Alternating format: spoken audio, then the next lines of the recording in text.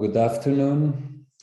Welcome all again to this second part of the webinar dedicated to FIB Bulletin 103. We are going now to start with a presentation by Luís Correia that is entitled Externally Applied or Near Surface Mounted FRP. I'm going to present first Luís Correia, and then you will start the presentation. Luís Correia is a postdoctoral researcher at ISIS, the Institute for Sustainability and Innovation in Structural Engineering at University of Minho. His research activity is focused on the durability and long-term behavior of reinforced concrete elements strengthened with FRP composite materials. He has great expertise in design, execution, and analysis of experimental tests, as well as in the use of advanced structural behavior simulation techniques. So Luís, the floor is yours. You may start whenever you're ready. Thank you for the opportunity. Like I was introduced, my name is Luís Correia. I'm from the University of Minho. Right now, I'm also Deputy Coordinator of the European Master FRP++. And today I'm going to present the Chapter 7, Externally Applied or Near Surface Mounted FRP, which is a work from several authors. I'm one of them, and I'm here trying my best to give you a good overview of this chapter. So the chapter is organized into 9 sections, which are here presented. So there's some basic components, some design, stakeholder roles and qualifications, execution, quality control, monitoring and maintenance, and 2 case studies. And in this presentation, I'm going to talk a little bit about some basic concepts, the design, execution, and about the 2 case studies very shortly. So let's go to basics. In terms of material and system, FRP materials have 2 main phases. So the matrix and reinforcement fibers. The most used fibers are commonly composites are in common composites are glass, carbon, aramid, and basalt. And thermoset, epoxy, unsaturated polyester, and vinyl ester are the most common used for the production of FRPs. This allows the production of different composite materials, which will have different properties, mechanical properties, resistance to environmental actions, and so on. So for instance, CFRP, which is carbon FRP, normally is well desired because it has high stiffness and high strength. And the glass is also very used in construction because it is a cheaper version with also some good properties. Of course, in terms of durability, designers have to think about what has these properties. For instance, carbon is very well resistant to many environmental actions. However, it can produce galvanic, for instance, galvanic corrosion. So depending on the application, designers have to be careful about this. FRP systems for structural strengthening can be classified as pre-cured systems, wet layup systems, or pre-cups or pre-preg systems. So the first ones are made per pultrusion, or like these examples that we have here. Then you have wet layup systems like the middle part, like these middle photos, which are made from fabrics. And then the pre-preg systems, which include also some adhesive, but this also means that this doesn't mean that doesn't have to be used some adhesive on the application. Regarding the techniques and strategies, like the material itself, also the selection of the strengthening technique must account for the structural needs of the members. For instance, the EBR is very good for flexural strengthening and confinement. And shear, and near surface mounted is very good for flexural. So we have to think about selecting these techniques for these specific needs. And the most used techniques for applying the FRP materials are the EBR and the NSCM techniques. So on the right, we have the NSCM techniques, near surface mounted, where the FRP material, which is made of prefabricated FRPs, is inserted into grooves. And on the left, we have the externally bonded reinforcement, where the FRP is applied on the surface by bonding, normally through an adhesive. So these techniques can be used using two different strategies. It can be applied with a passive strategy or an active strategy. Passive strategy is the application of the material on the surface, while the active strategy, normally this includes pre-stress, which can be directly through the material, or it can be used other systems like lifting the element itself, for instance. So I'm moving now to the design part. So the assessment of existing structures. Prior to the design of a stringing system, the assessment of existing structure must be done using existing codes or guidelines, like the ISO that I have here, or the ACI. So these are two examples of existing codes or guidelines. And the concrete should be repaired using appropriate methods. Also here, I have presented two examples of guidelines that can be used for the concrete repairment. So currently there are several codes and guidelines for the designing of stretching systems. Here it is presented 10.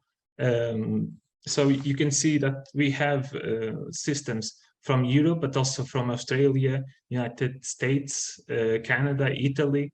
So we have plenty of options, and they are all these documents have very interesting recommendations and should be also seen.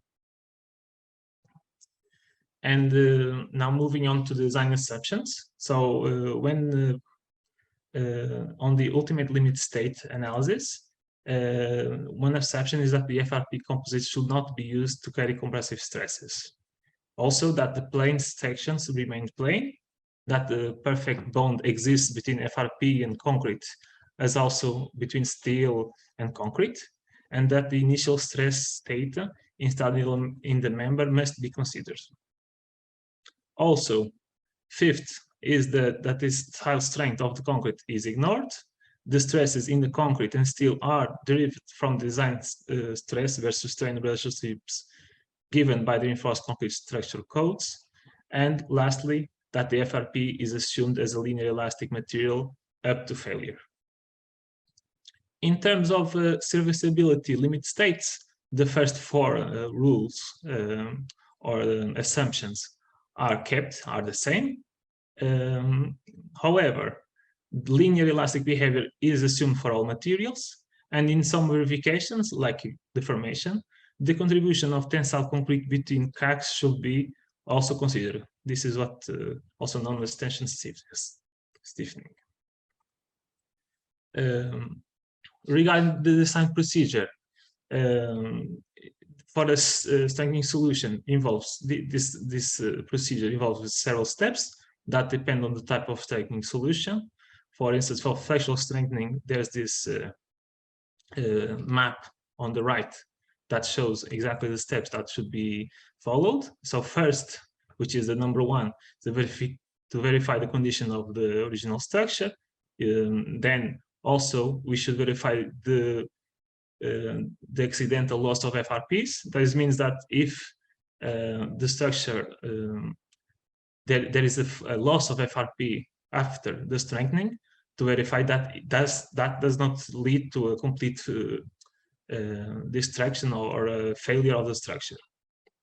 Then there's step number 3, where we calculate the initial strain stress state and then design the FRP cross section at ultimate limit state.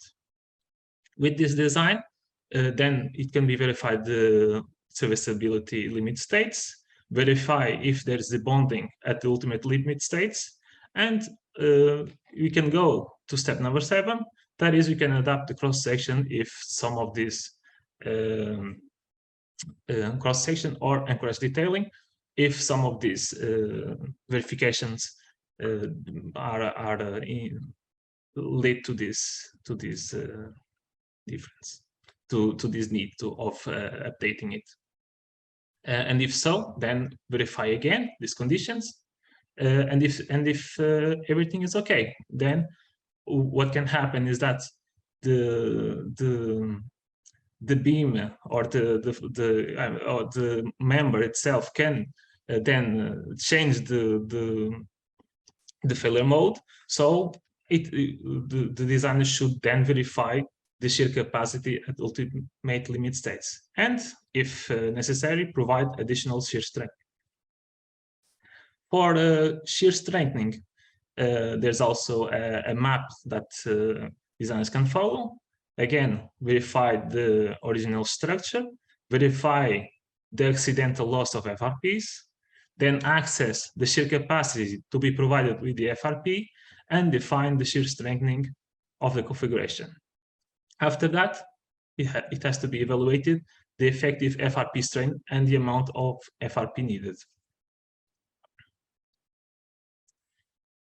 Moving on to the execution of execution part. So in order to proceed with the execution, there are several equipment and tools that are needed. For the surface preparation, it is needed markers to mark the area that's going to be prepared, sandblasting, grinding, or saw cut, depending on the type of technique. The first two for the EBR, the third one for the NSM, and the vacuum cleaning or compressed air, all this to prepare the surface, to prepare the surface. Then there's some equipment for quality control. Ideally, temperature and humidity sensors should be used to make sure that the application is made with the proper temperature and humidity. Rule, caliper. For the FRP preparation, some other equipment, I will just say that cutting saw and things that typically, or the scissors to where if it's a textile, but things are typically normal in the construction sector. And then for the adhesive preparation and the FRP application, some more equipment like a scale, a paddle mixer, and spatulas, and so on. And some cleaning equipment also, it's always needed in almost any of these stages. So the preparation works is very important. It's the first stage on the application. So it is very important to remove degraded or contaminated concrete. Then it is also important to repair, clean, and protection of or adhesion of reinforcement bars, because it might be an element that has been severely damaged and had corrosion. So depending on the assessment, this needs to be done. Reconstitution of concrete section with mortars, macro concrete, or concrete is again very important if depending on the type of condition of the structure to be strengthened.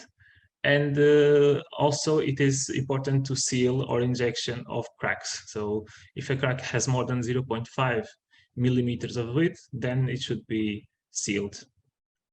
These are all very important preparation works, needs to be done because they will have high impact on the durability of these applications, these solutions. And here on the right, we have two photos of the surface preparation, and on the second photo on the bottom, some crack repair using an epoxy resin. So the execution of procured, let me see if I can put, no. Okay, so the execution of the EBR has several steps. So first step is the identification of the zones. Then there's the surface preparation, in this example using sandblasting. In the third case, there is the need to correction of out-of-plane variations. So it is very important that the section does not have out-of-plane variations. Then the fourth and the step is cleaning the air that was prepared with, in this case, with vacuum cleaning, but can be also with air compressed. Then 5 is cutting and cleaning of the FRP, followed by the mixing of the epoxy, application of the epoxy or adhesive on the laminate, then positioning of the FRP on the place where it's supposed to be placed, so in the tensile surface of the element, and then an application of pressure with a roller to uniformize and reduce the effects, in this case air bubbles that might happen within the epoxy or adhesive layer. The 10th step is just a cleaning procedure of removing the excess of epoxy on the sides, which should be also followed by the cleaning of the epoxy itself, of the laminate itself. Then 5th is a check for eventual voids by checking if there is any air pockets. And then on 12, which is not here because it's not always required, it is the application of some protective systems for fire. It can be also culminated, finished with that, but not always required depending on the application. For the wet layup FRP system, there are similar procedures in the beginning, namely that we need to identify the zones that are going to be straightened. The surface then must be prepared, in this case, with some stone wheel.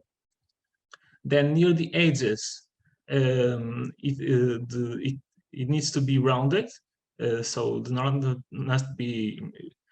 edges must be rounded, otherwise this will damage severely the strengthening and the premature failure may occur.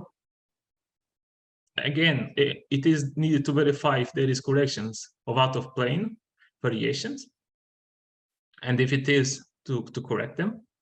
Then it is followed by the cleaning of the surface, the cutting of the fabric with the scissor, preparation of the adhesive in number 7.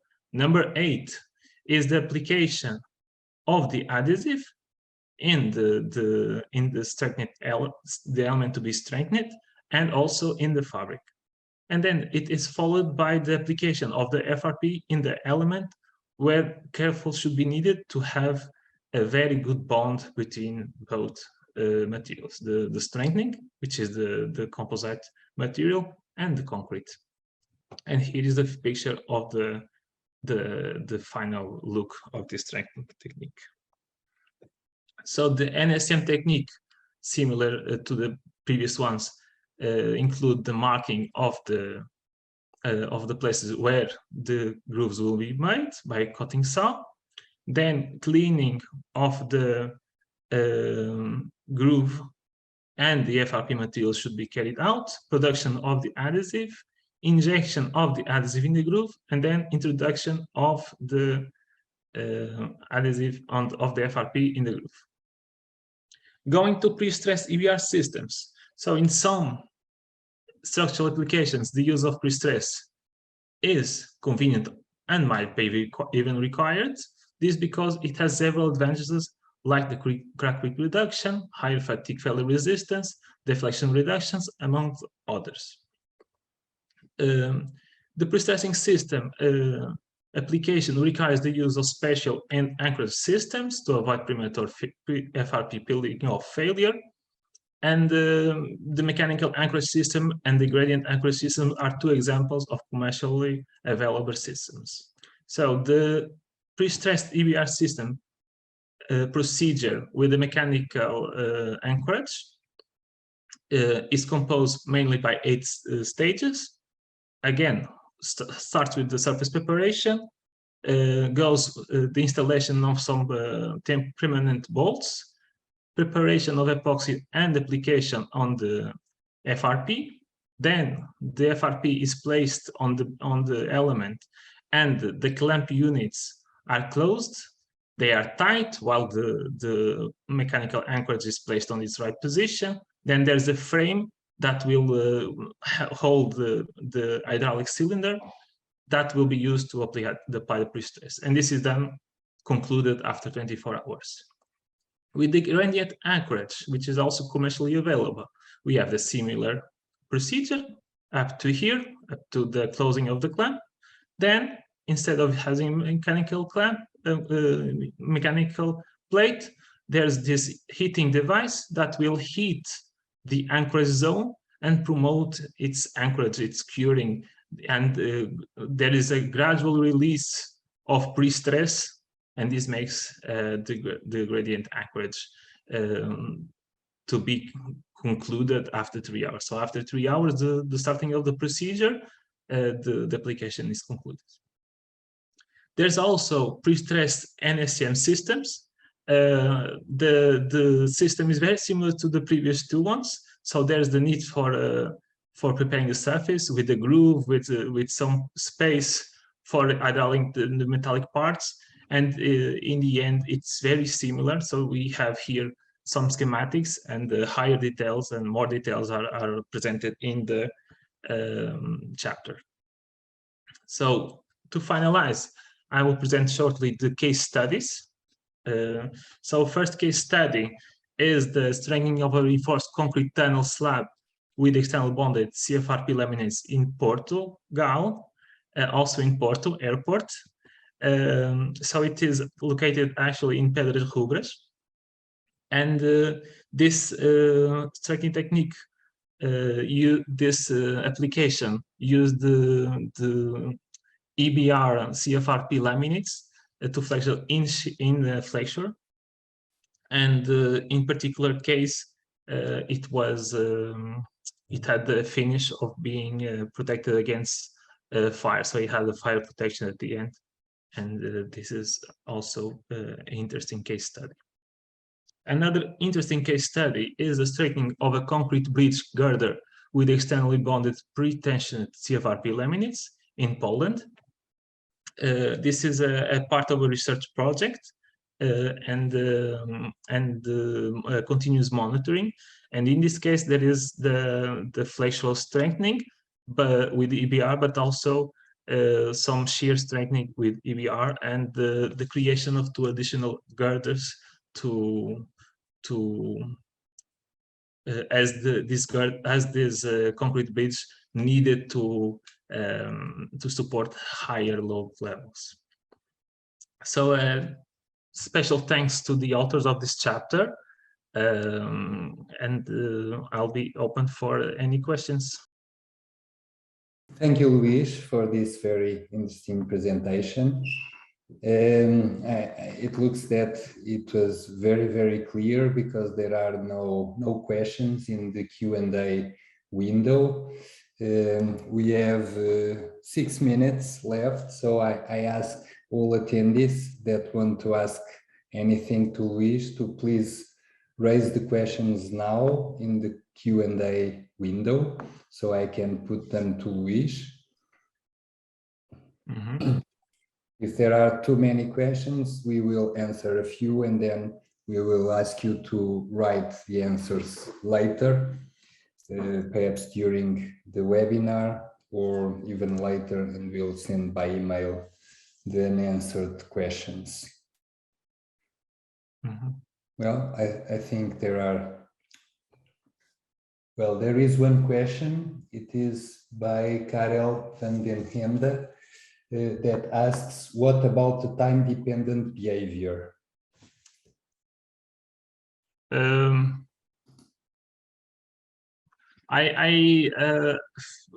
What about the time-dependent behavior? So about the creep performance, for instance, of this. So well, perhaps they are referring to both case studies. What about to both case studies? Okay, so. I think there is so there's the monitoring of this beam girders, of this bridge. But I don't think that in this case study we have presented, actually, I don't think I know, it does not have the creep evolution of the bridge. It has more about the strengthening application and what was the solution selected and what was the problem. So there's these details, but regarding creep, was not in the scope of this. Well, was not included here. Although it's a very interesting topic, and there's several research works on this topic. There is no. It is not here presented, so I cannot give you details regarding the time-dependent behavior. So usually people address the immediate behavior of the structure strengthened with a certain method, in this case FRP systems. And the question is, in long term, what can we expect from different behavior with this method? Okay. There is, of course, there is a lot of research right now being done on the long-term behavior of these solutions, mainly because these solutions typically use epoxy adhesives, and the epoxy adhesives show creep behavior. So this is something that it's not exactly clear for always, and this is something that depends on where the application is taken care of, because this is something that is highly influenced by temperature. But there is I can recall a paper that has 10 years of monitoring. Actually, it is I think it's in Switzerland, at least. And I know that in this paper they show basically negligible deflection increases, so it had a very good and very promising response. Okay. But this is all. This all depends on. It is not just because there is this bridge that worked very fine. It doesn't mean that this is valid for every. So I think more research on this area should be carried out. Okay, thank you. There is one last question by Simone Tomai.